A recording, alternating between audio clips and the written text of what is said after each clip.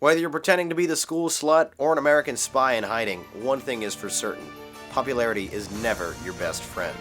This is Movie Night.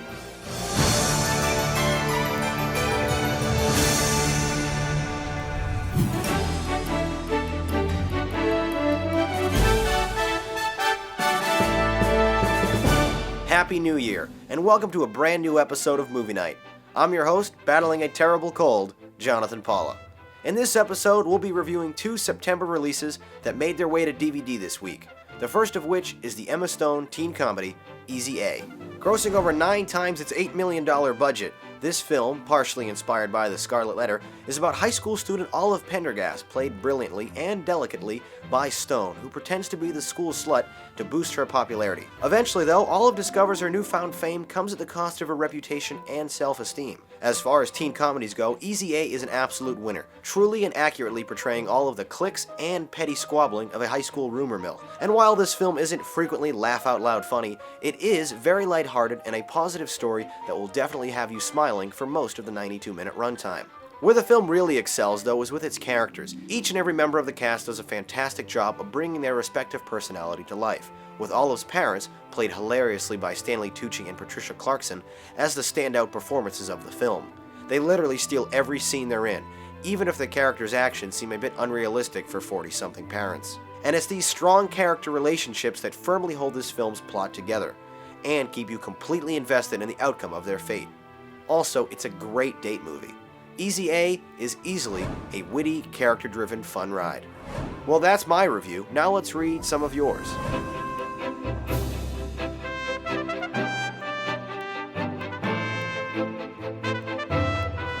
Let's bring in the Ratomatic to see how we both scored Easy A. An awesome and a great. I really enjoyed this film. It was funny, there were great characters, and it really made me smile. It wasn't quite a perfect film, but there wasn't much about it that I didn't like. I scored it a 9 out of 10. You also really enjoyed this film, praising the comedy and acting, but you were a bit disappointed with some of the more unrealistic plot elements and the cheese factor. You scored it an 8. Now, moving forward to tonight's second film, let's take a look at The American. Filmed entirely on location in Europe, this film stars George Clooney as Jack, an American assassin who, after being nearly killed on a mission that goes bad, is dispatched to a small town in Italy for a simple gun-constructing assignment that he declares will be his last mission ever. Always looking over his shoulder, Jack befriends the local Catholic priest and later falls in love with Clara, your typical Italian prostitute that wishes for an escape from her lifestyle. Beautifully shot by director Anton Corbijn, The American is a methodically slow-paced thriller that is heavy on mood and atmosphere and light on dialogue or action. The film's lengthy scenes without any substance will make it hard for the average viewer to appreciate the artistic cinematography and editing here, both of which are top-notch. Clooney and English-speaking newcomer Volonté Pladicho, who plays Clara, are both fantastic in the lead roles, portraying strong emotional connections with very limited dialogue. While the film was impressively able to create legitimate drama and suspense from just a few footsteps, the real action plays out in the few scenes of high-stakes cat-and-mouse gun chases, which provide for exciting, edge-of-your-seat thrills that are expertly crafted.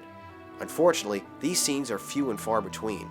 The American's artsy, foreign-style approach is definitely its strongest trait. It's also its weakest, though. With a running time of over 100 minutes, much of this film will leave traditional audiences bored and confused. But if you're patient with its pacing, The American is a rewarding film that takes you deep into the world of its characters. Slow-paced, but definitely riveting. Those are my thoughts on The American. Now let's see what you had to say in the YouTube comments.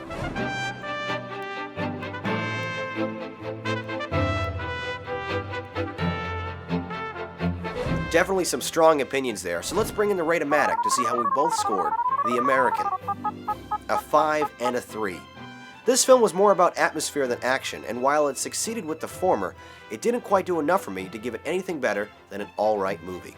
You were much harsher on this film, strongly disliking it for its lack of action and slow pacing, giving it a bad.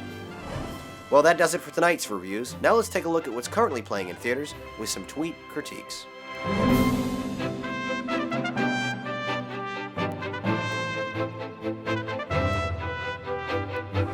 If you're going to the movies this weekend, submit your Twitter reviews using the JPMN hashtag to have it featured on an upcoming episode. Next week, we'll be reviewing two comedies from 2010. The Other Guys, a buddy cop comedy starring Will Ferrell and Mark Wahlberg, and Dinner for Schmucks, a goofball comedy starring Paul Rudd and Steve Carell, which comes out on DVD this Tuesday. If you've already seen these movies, please let me know what you think about them by voting in the polls below or by leaving a comment review. As always, I'll be picking my favorites to feature in next week's episode. Until then, make sure to click the subscribe button above so that you're notified whenever I make a new video in 2011. My name is Jonathan Paula, thank you for watching Movie Night, and have a very happy new year. I hope to see you right back here next Friday.